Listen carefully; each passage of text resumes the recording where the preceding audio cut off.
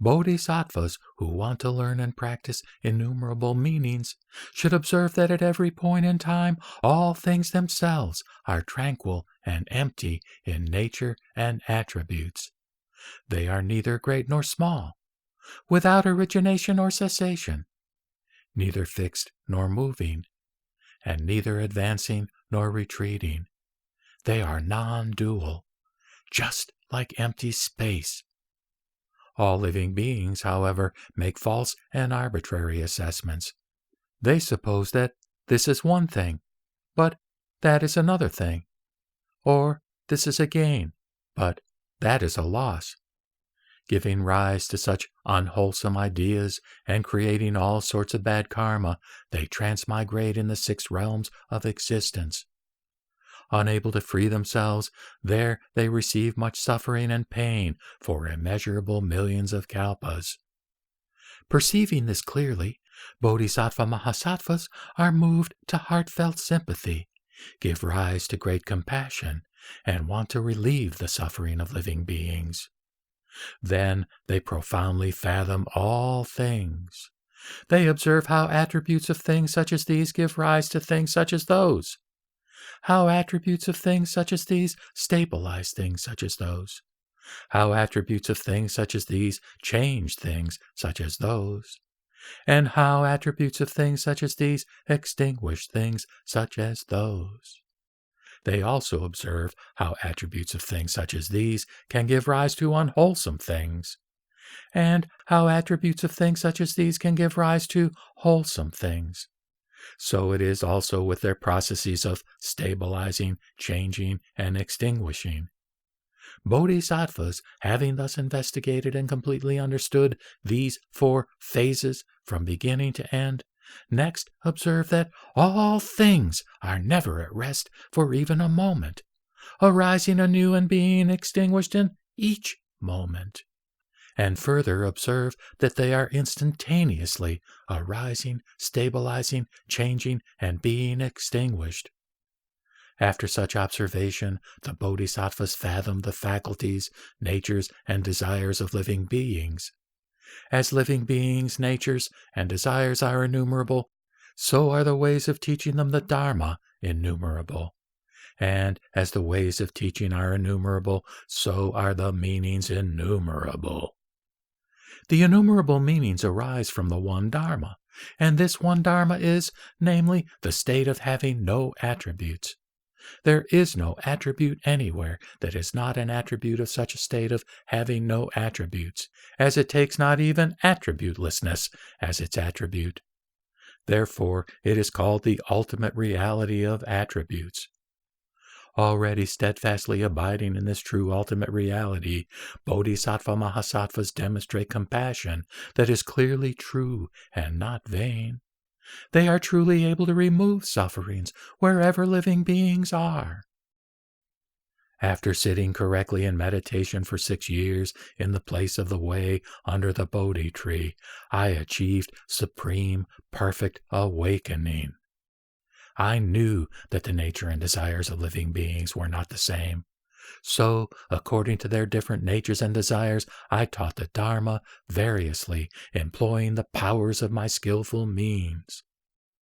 The Dharma is like water that can wash away dirt and grime. Whether from a well, a pond, a stream, a river, a brook, a canal, or an ocean, water can wash away all sorts of dirt and grime. This is also the case with the water of the Dharma, which can wash away the dirt of all living beings' defilements. Water is one in nature, but a stream, a river, a well, a pond, a brook, a canal, and an ocean are all different from one another. The Dharma nature is also like this. Although it washes away the dirt of defilements equally and indiscriminately, the 3 teachings, the 4 fruits, and the 2 ways are not one and the same. Though each source of water washes away dirt, a well is not a pond is not a stream or river, and a brook or canal is not an ocean. The Tathagata, the world hero, unhindered in the Dharma, has expounded a variety of discourses that are also like this. The discourses of his early, middle, and later period are all able to cleanse living beings of their defilements, and yet the early discourses are not the middle ones, and the middle ones are not the later ones. His early, middle, and later discourses use the exact same words, and yet their meanings are different. When I rolled the Dharma wheel, I taught that inherently all things are tranquil and empty, constantly regenerating and never abiding, and produced and extinguished in every moment. My early discourse, my middle discourse, and my later discourse use these exact same words, and yet their meanings are different. And because their meanings vary, so will living beings' understandings of them vary. As their understandings vary, so will their attainments of the Dharma, its fruits, and the way vary. In this sense, even though the discourse is the same, its meaning will vary. And because its meaning varies, so will living beings' understanding of it vary. As their understandings vary, so will their attainments of the Dharma, the fruits, and the way. Since I attained the way and set out to teach the Dharma for the first time, I have never ceased explaining suffering, emptiness, transience, and non-self. I have expounded that all things are neither true nor provisional, neither large nor small, and neither produced in the first place nor subsequently perishing, that they have the one attribute and are the absence of attributes, that they have Dharma nature and Dharma attributes, that they are neither coming nor going, and that even so, for living beings, the phases of change continue. For this reason, all Buddha's words are one and not two. With one voice they can respond to the various voices of beings everywhere.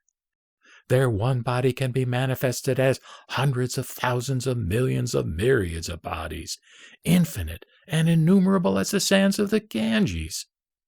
Each of these bodies can be further manifested as hundreds of thousands of millions of myriads of different forms, innumerable as the sands of the Ganges. Moreover, each of these forms can also be manifested as hundreds of thousands of millions of myriads of forms, innumerable as the sands of the Ganges. Such is the inconceivable and extremely profound realm of Buddhas. Only a Buddha together with a Buddha can fathom it.